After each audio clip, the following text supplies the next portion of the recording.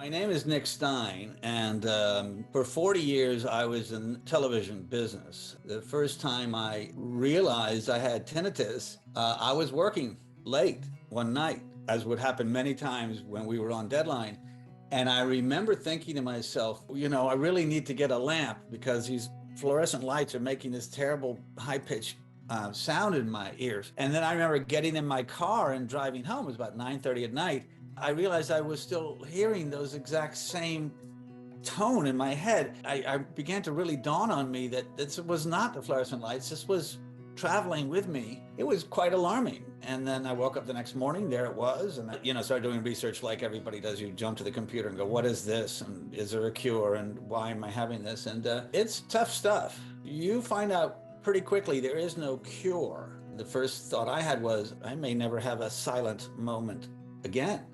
And this was about 20 years ago. I tried any number of things, but nothing was remotely working. I worked with a terrific audiologist in Los Angeles.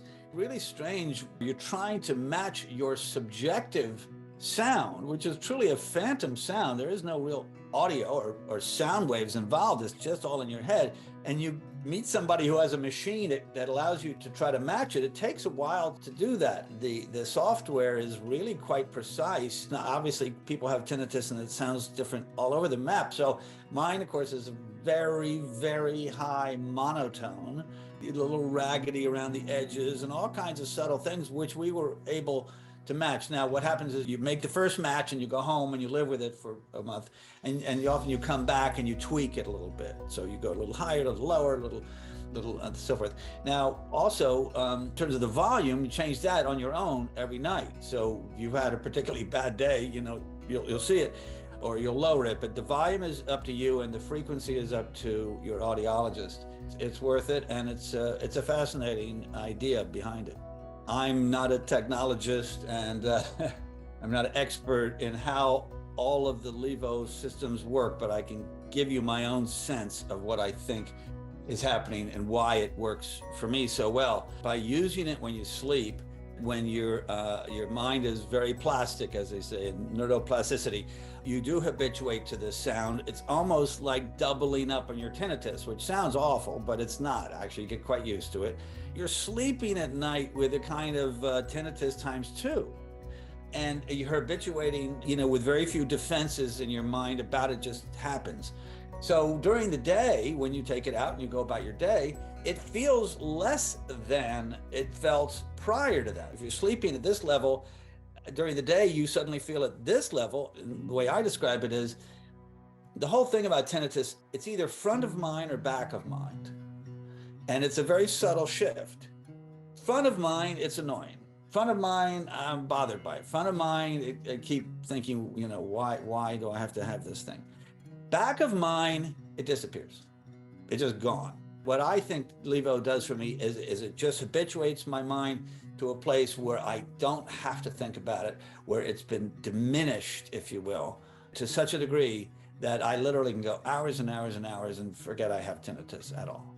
After getting my system, which is, a simple iPod with the earphones, I used it right away, and I was very dedicated to it. If Levo had gone to such a degree to invent something for people like us, I was all in, because I hadn't seen anything like it.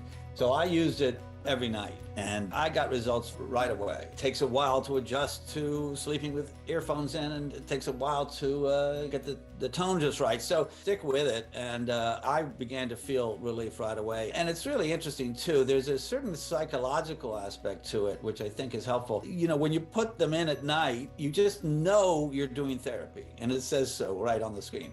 You're about to enter a therapeutic session while you sleep.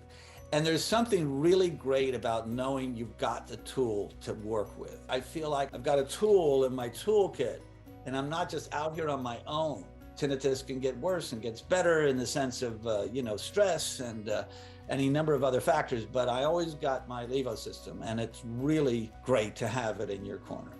The Levo system has really been a game changer for me, and I literally do not want to live without it. I go for some period of time where I may not wear it. Sometimes when I travel, I don't take it with me, but I wear it quite a bit still. And it just feels like it kind of keeps everything at a manageable level.